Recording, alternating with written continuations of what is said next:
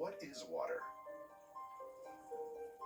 In water researcher Victor Schauberger's view, it is a living substance which can die if it is treated poorly. Schauberger believed that water is born in the forest. It falls as rain, and it filters down through the rocks, gathering minerals and trace elements until arriving at the surface as a spring. At this point, water is full of mother substances ready to provide life. Its vitality depends on how it flows, or how it is forced to flow. Water makes a long, difficult journey before arriving in our homes. It used to be common knowledge that a settlement could only occur where there was a natural source of water. Today, whether or not there is water in a place is of no importance, because we transport water for thousands of miles using high pressure.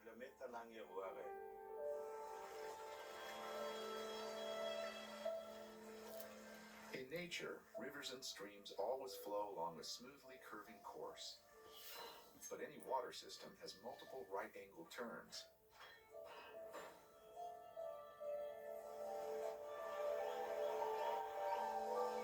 The natural structure of the water breaks down more and more with each such turn. Water from a water supply system which flows into our homes through pipes has various forms, crystals of various forms. But they are all deformed. That is, they may look like this. It can look like this or have these crystals and many other arrangements, but you won't see any symmetry or beauty. We've been forming crystals for more than a dozen years. From our tests, we came to the conclusion that living water forms more hexagonal crystals, and less vibrant or dead water doesn't form hexagonal shapes. What concerns me is that water from any big city tends not to form beautiful crystals. When water travels in the city, it collects negative information from the people and pollution. Also, the more chlorine in the water, the less crystals can form. We also have pipes that make lots of turns. Imagine if you were water. You might want to die with all this unnatural and forced movement. It is well known that the water supply in many large cities is a closed-loop system. After undergoing aggressive chemical purification and passing through powerful filters, the water in these systems is returned to our homes, still remembering the chemicals and the violence it was subjected to. There are over 100,000 man-made chemicals, including pharmaceuticals, birth control pills, toiletries, and household cleaners. When the liver removes these toxins from our body, they get flushed down the toilet, where they then go into the sewer, where many pass intact through our sewage treatment facilities and filters, and are recycled back into our municipal water system for us to consume once again.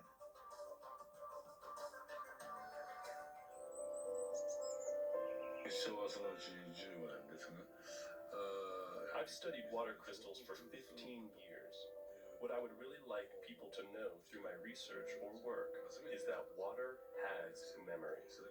Dr. Masaru Emoto exposes water to a variety of outside stimuli at his research laboratory in Japan. His researchers capture 50 samples of each water specimen, which are frozen, and after 3 hours examined in the lab at a temperature of -5 degrees centigrade. Only a few will reveal their beautiful structure. As the temperature rises under the microscope, the crystal starts to grow and expand. The researcher captures its image on camera before it returns to the liquid state. This beautiful geometrical wonder expands in 6 directions from each corner of its hexagonal base.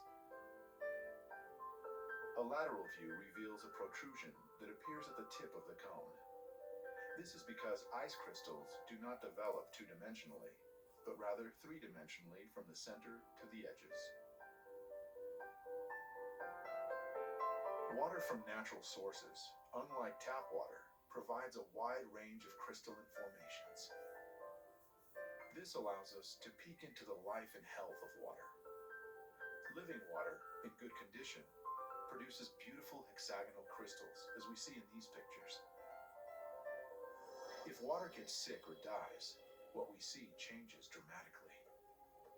We can see how water reacts to a computer, a television set,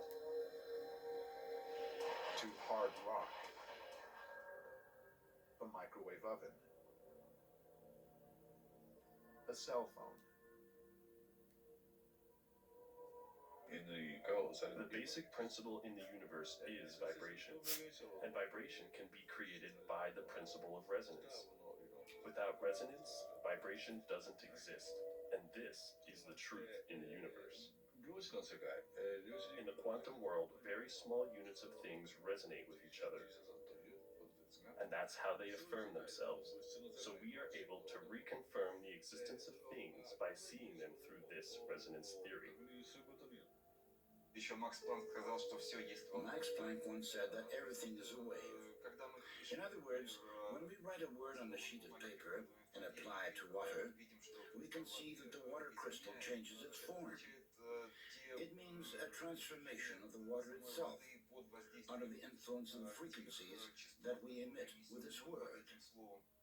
The first word Dr. Emoto's research team exposed water to was arigato, Japanese for thank you. Next, we see what happened when they used negative words, such as you fool.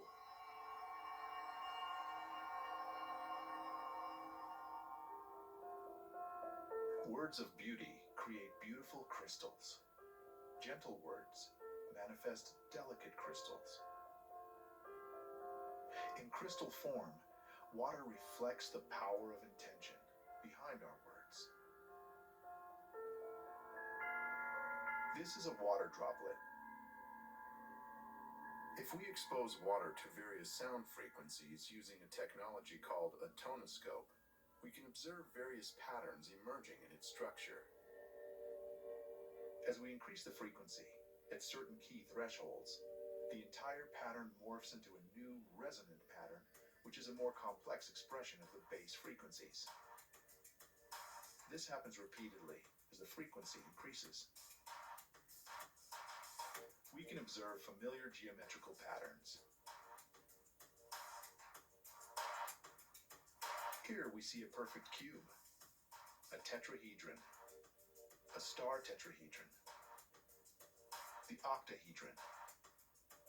All of these forms of sacred geometry were created simply by achieving the resonant frequency to match the form. Water and human beings and plants respond the same way to resonant energy that your cell phone does when it picks up the call. Human beings and water can respond to particular frequencies and energies applied that way, and you can build up tremendous energy and have tremendous effects. We grow crystals using resonant frequencies. Salt crystals, like the same kind of salt flowing through your bloodstream right now in water. We grow those crystals using resonant frequencies 2,500 times faster and bigger. Water perceives every change in thought or mood. The brightest of these vibrational currents is created by love. The power of this emotion is reflected in the word itself.